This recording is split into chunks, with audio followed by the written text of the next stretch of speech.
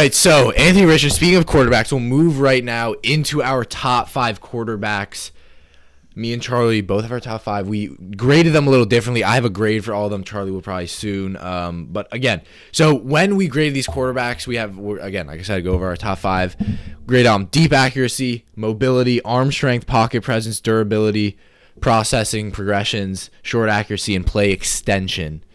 Charlie, Yeah, I mean, mine are pretty similar. Yeah, it's like that. It's accuracy, vision, leadership, arm strength, pocket presence, anticipation, mechanics, and size. Perfect. I think size is one that kind of only factors into this year. Yeah. I don't think it's actually that big of a deal. So Yeah, exactly. Yeah. So we'll go over our top 5. We'll kind of just trade off. But I think we both have – actually, no, we both have the top 1 because I forgot we don't have the top 2. At 1, we both have Bryce Young. Yeah, Bryce Young. I think I have him graded higher than you do. Yeah, I have him at a 91 out of 100. This is the best quarterback or the best player in this draft. Yeah. It's not even close. I mean, I'll say it is close because we've got guys like Will Anderson on the defensive side. I think talent-wise, talent-wise, you can argue those but guys. I've got this guy sitting at roughly a 96. Jeez, yeah.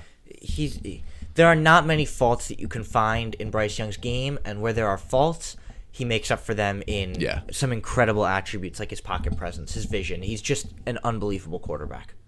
Yeah, I mean, there's really, like with Bryce Young, and I'm sure if you guys watch draft content, this guy you've been hearing about nonstop, the only knock is his size.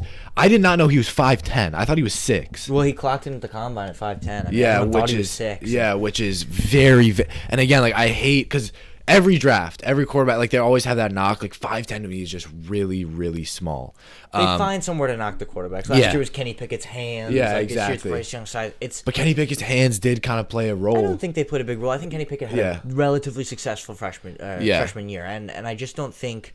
I think Bryce Young, the size is not going to come into play as much as people think it is. Yeah, I agree. I think it worked at Alabama. I think, again, there's always that learning curve in the NFL. But to me, for Bryce Young, depending where he goes, like if he goes to Carolina or if he goes to Houston, I just don't think he'll have a successful first year. I think neither of those teams have a ton of weapons for him. But again, that's kind of my thought process. But like you said, I mean, no holds. You look at my grading. I won't tell you. I have a B+, B+. For durability, I have a C just because of his size. Then I have A, B+, A+, A, B+. Like this guy has really no holes that you talked about. Fantastic arm, can make all the throws even though he's that size, so I don't think NFL teams will have. The only question mark with the size is just that he's short. Maybe it's injury concerns, but I think the only spot the size deters is with the injuries. I don't think it affects his game very much because when you have a quarterback like that with the pocket presence that he has. Oh yeah, his pocket presence the second he enters the league, his pocket presence will be top 5 in the NFL. Yeah, it's fantastic. Potentially top 3. This guy knows how to move around in the pocket. His footwork is impeccable.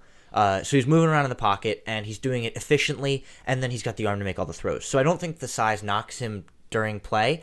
The only problem is he's taking NFL hits. And SEC hits are hard hits, but NFL hits are a lot different. And I think that there is potential for injury, but we'll see how that. It's so hard to predict that in a model. And I think and we'll go into guys like Anthony Richardson, who we just talked about, CJ Stroud. Like you look at this guy's pocket presence, and it just makes, I think for me, just puts him that step above. Like it's fantastic. Like he feels pressure, doesn't look at it, is able to maneuver out the pocket. His play extension is fantastic. And like I said, he can make all the throws, off platform, all that stuff. Like he has it all. When you talk about a guy like Bryce Young, like there's just no holes. Like, we can talk about him as much as we want, but I feel like the guys who are interesting and we talk about the most have a little bit of holes, a little bit like there's no argument around Bryce Young. Like everyone knows what you're getting from him. So it just depends on if he's 1, if he's 2, but he will be the 1st or 2nd overall pick. So I think that's nailed on. We'll go to our number 2 quarterback. I have Anthony Richardson. I got CJ Stroud here. For me, this one's an easy one. Yeah, and so here's the thing. And again, I might flip it. I have Anthony Richardson graded lower, and this is where I got killed because I posted on our Instagram my grades. I have Anthony Richardson graded lower, and I have CJ Stroud as my 3. And this is it was simply because I liked Anthony Richardson more. I was ranking him above him just because of the potential. But we already talked about Anthony Richardson, so let's talk about CJ Stroud. And then we'll kind of compare the two of them. We'll go CJ Stroud, and then we'll talk about him against Bryce Young, and then we'll go through the rest of our 5. But when you look at CJ Stroud, I mean, we talked about Anthony Richardson's arm. CJ Stroud has the best arm in the class. Yeah. It's when you combine power and accuracy, CJ Stroud's arm is the best in the class. You go back 2 years, it's still the best behind Trevor Lawrence. Trevor Lawrence has the best arm we've possibly ever seen. Yeah, but C.J. Stroud, it's hard to find faults in his arm, and where you don't really find faults in C.J. Stroud's game in general. He's a less top end quarterback, I think, in a lot of ways than Bryce Young. But I don't think there are any weaknesses in his game. I think he's another guy that you know what you're going to get when you draft him. Mm-hmm. I think if there's one knock I have on C.J. Stroud, it's anticipation looking downfield. I think a lot of the times he, maybe doesn't see corners coming, doesn't see safeties coming. He puts his receivers in bad positions, but it really doesn't happen often. He's throwing to top caliber wide receivers. He's a top caliber arm. He's got 2 offensive tackles that are going to get drafted in the first or second round this year. He's surrounded by a great team at Ohio State, and he showed it. He threw 41 passing touchdowns last year. There are not many knocks on this guy. I simply have him behind Bryce Young because Bryce Young is Bryce Young is that number one. CJ Stroud could be a number one in almost any other year. I mean, I have him graded at an 89, which I think is a very good grade. Yeah, I have 88. Stroud. Yeah. I think he's a really good quarterback. I don't have any knocks on CJ Stroud.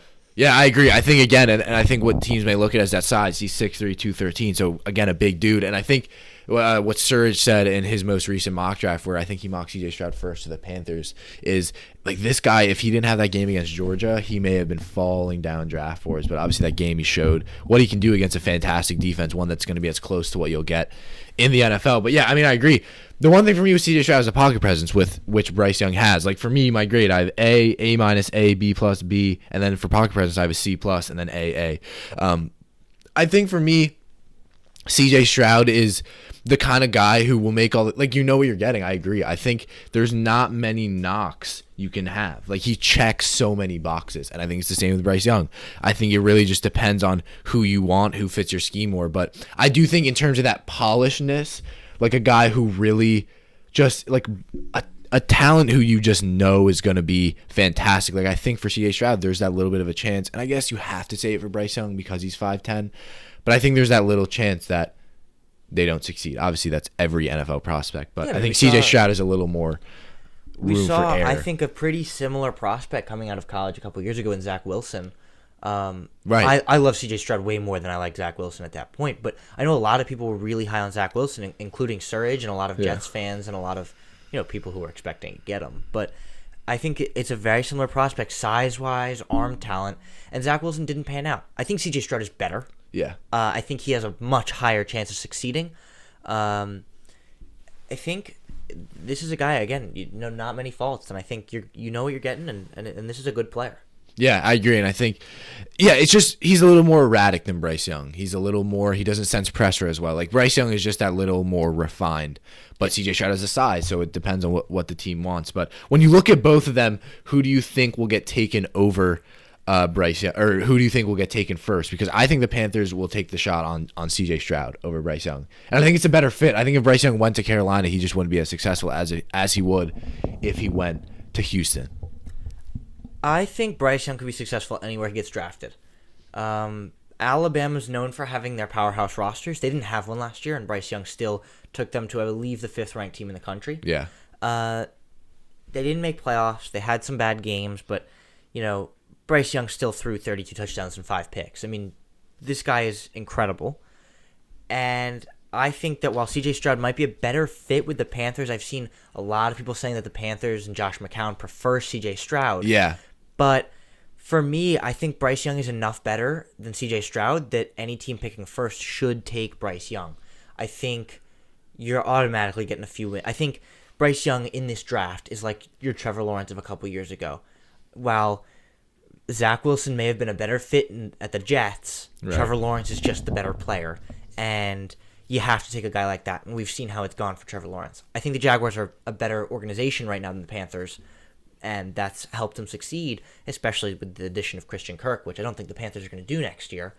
I think Bryce Young has to be the number 1 overall pick. Yeah, I agree. I think when you look, I like the fit with C.J. Stroud. I like the pick for the Panthers to take C.J. Stroud. I think Bryce Young on the Texans and C.J. Stroud on the Panthers would just make a little more sense. But again, obviously the Panthers traded up to the number 1 pick, so it's going to be quarterback, and I think the Texans could be quarterback. But a lot of people are saying the Texans might not want to go quarterback, although that would really just make no sense.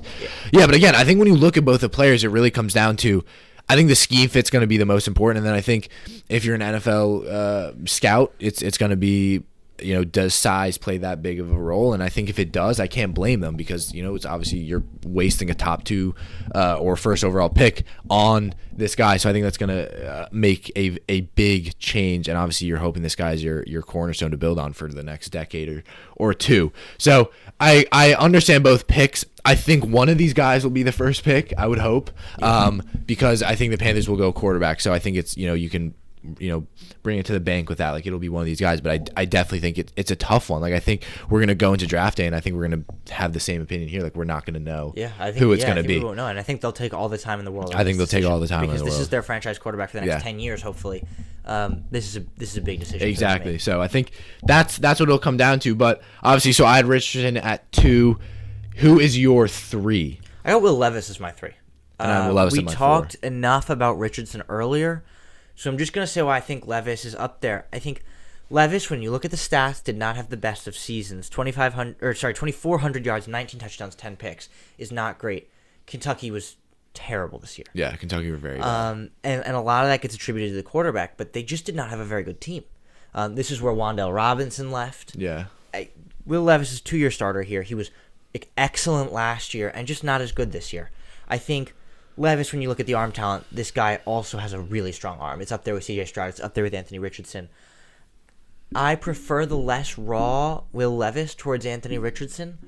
I just think that you're getting a more, when you're taking in the top 10, you're getting a more secured pick. And, there are 2 ways to think about this. Obviously, there are people who think in the top 10, this is where you're reaching. This is where you're looking for guys with a super high potential, super high risk, super high reward. Like, as you said, for me, this is a more, if you screw this pick up, it's going to come back to haunt you for years to come. We've seen it happen. Sam Darnold, Zach Wilson, Baker Mayfield, so many quarterbacks, but there are so many quarterbacks that were taken in the first top 15 or so. Josh Rosen, who just have not panned out, and it's such a risky pick. And I think this is where you go with your guy who, Will Levis, has the potential to take them into the playoffs, make a playoff run eventually. This guy could be a Pro Bowler for 10 years of his career. He's a really talented guy. Yeah. I have him graded at an 83, higher than Richardson, but I think this is a good player, and you know what you're getting when it comes to Will Levis. You don't know what you're getting when it comes to Richardson. Yeah, I agree. I have him graded an 82, but again, when you look at the key traits of a quarterback, I have him A for deep accuracy, A for arm strength. I think his durability is fantastic. This guy's the best at reading coverages and understanding coverages in the class out of all the quarterbacks. I think Bryce Young, but I think when you look at Bryce Young, to me, one of the main hits was he got a little confused when they did disguise zone coverages, where I think Will Levis has been fantastic throughout his career, and I think a lot of people thought he was kind of this dumb, big quarterback. But again, you look at size-wise, 6'3", 232, this dude's huge. Yeah, I think he clocked in at 6'4" at the combine. Maybe 6'4", yeah. He's big. You look at Anthony Richardson, this dude's really, really big. He's just white. That's basically that's the difference. That's not the difference. But obviously, he's more mature. I think you look at all these guys, juniors, 21, this guy's 23, and I think you can see that on the tape. Yeah, I agree when you see it at Anthony Richardson. You see a more mature quarterback. Obviously, this guy is a senior. Most of these guys are juniors competing with him. But I just really liked him. I agree. I think you know what you're getting. I think he's just a guy where you look at some of the tape again. It's just when you look at Bryce Young, it's more refined. Will Levis, to me, it's just the accuracy problem with me. There's a little bit of an accuracy problem with him.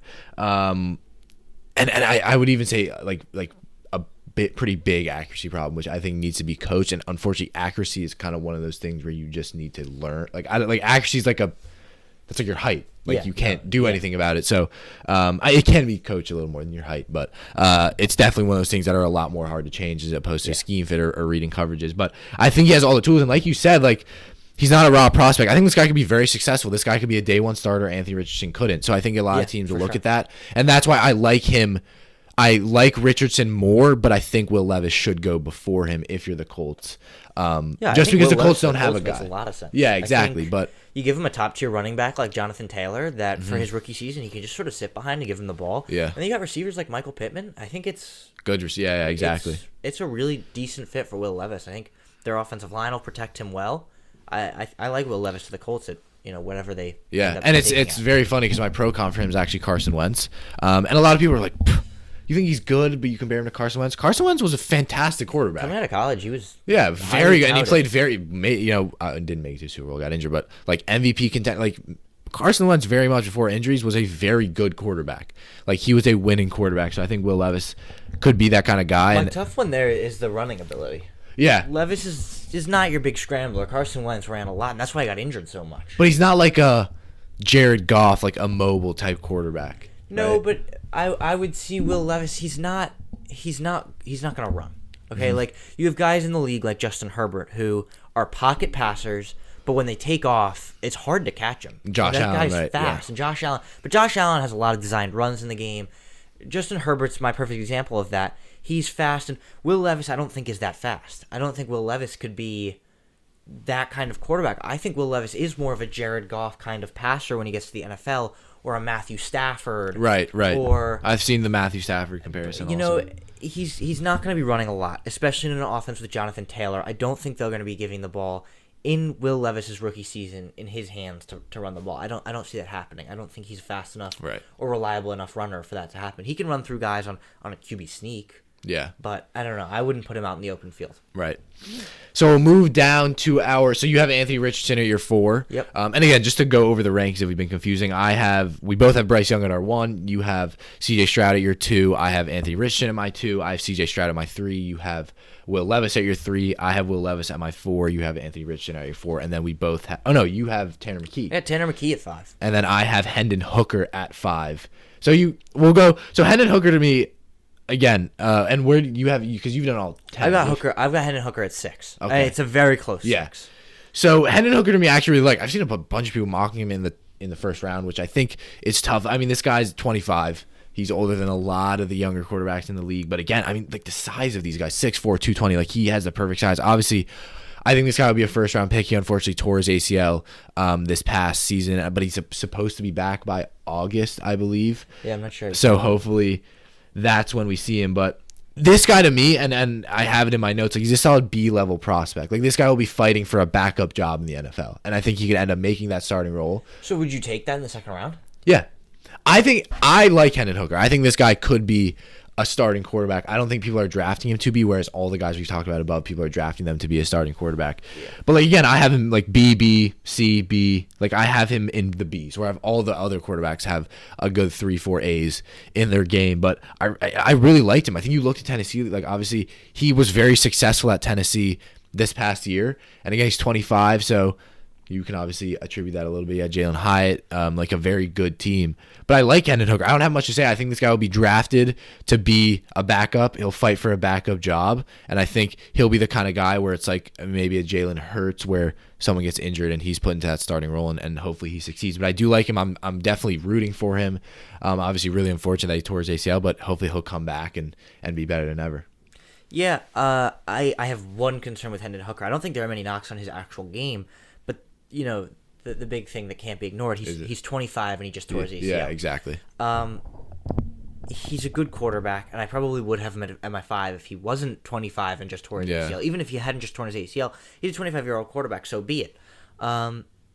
Joe Burrow was drafted at 24. Yeah. So I don't think it's a big deal, but where I do see, there's a huge drop-off from the number 4 to the number 5. Yeah, it's very big. I think it's less in your grades than it is in mine. But my next quarterback is graded at 69. So I have Hendon Hooker at a 78. I have Tanner McKee and Hendon Hooker both at 69s, and I think where I prefer Tanner McKee, talk about prototypical size. Yeah, this guy's 6'6", 230. You're not gonna find a bigger quarterback in the NFL. This is Peyton Manning size. Yeah. This is Eli Manning size. Trevor Lawrence, Justin Herbert, Josh Allen. These guys succeed in the NFL at this height. Obviously, there are some that don't. Your Trevor Simeons, Brock Osweilers, who are huge, but just aren't very good. I think Tanner McKee actually has all the pieces to become a solid NFL quarterback. Mm-hmm.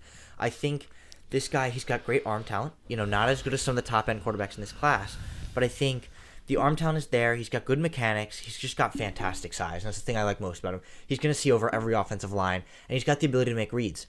The stats aren't pretty. Again, he played at Stanford. I didn't expect the stats to be pretty. Yeah, exactly. But, he threw for almost 3,000 yards, which is more than Levis, which is more than Richardson. It's more than a lot of the quarterbacks in college football this year. And I think that the 13 touchdowns to 8 picks, that's what happens when you play at Stanford. One touchdown a game is not very much, but Stanford quarterback's not going to throw very many touchdowns unless he's got great receivers, and no Stanford quarterback has great receivers. It just doesn't happen. So I think Tanner McKee, with that kind of size, it's a relatively high upside quarterback 5. I think the floor is very low. This guy could come into the league and be out of it within 5 years. Yeah. But I think that's the same thing with all the quarterbacks outside the top 4 this year. I think this guy's got upside at 6'6". This could be a really solid quarterback in your NFL. He's never going to be your top 5 quarterback in the NFL, top 10 quarterback in the NFL, but he could be really solid. I really like that. Yeah.